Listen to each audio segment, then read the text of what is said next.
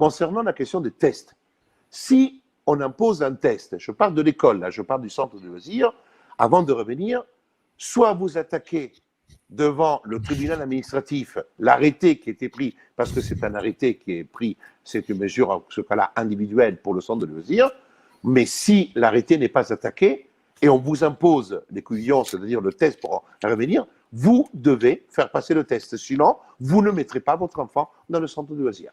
Et ça, il ne faut pas raconter les bobards. Ça veut dire que vous n'êtes pas obligé. Mais si vous ne faites pas passer le test et on a posé la règle qu'il faut le test pour qu'il puisse revenir l'enfant au centre, vous êtes obligé de faire passer le test. Sinon, vous gardez l'enfant chez vous.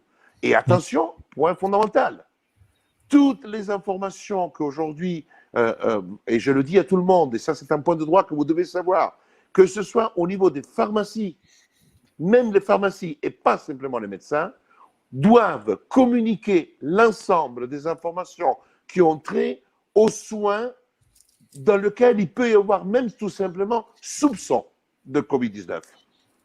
Je ne parle même pas de certitude. Et c'est un arrêté kilométrique qui fait que, effectivement, toutes les données sont recueillies et centralisées. Et qu'avec la loi de sortie de l'état d'urgence sanitaire, toutes les données pourront être gardées et sauvegardées, là c'est sûr, jusqu'au 30 octobre.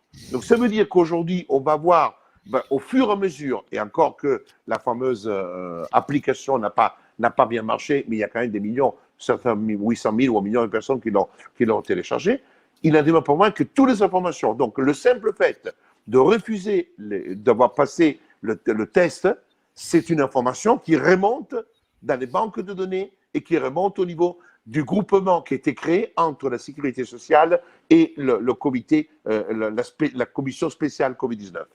Donc, quoi qu'il en soit, aujourd'hui, sur le plan du maillage des informations, que vous ne fassiez pas, les informations remontent. Parce que de toute façon, on prend tous les enfants et tous les noms des enfants qui étaient dans ce centre. Ceux qui étaient testés positifs, l'information remonte. Ceux qui passeront le test, l'information va remonter. Et ceux qui ne passeront pas le test, il y aura une information qui va remonter. Et une enquête pourrait être ouverte sur le fait que la personne n'ait pas passé le test. Je le dis à tout le monde. Donc, je vous dis que quand je vous dis que nous sommes dans un état de santé policière, nous sommes dans un état de santé policière. Et que n'attendez pas de moi aujourd'hui des réponses dans lesquelles je peux vous dire à tous les réponses, la vie est belle, vous pouvez y aller, faites ça. Non, non, non. La situation est grave.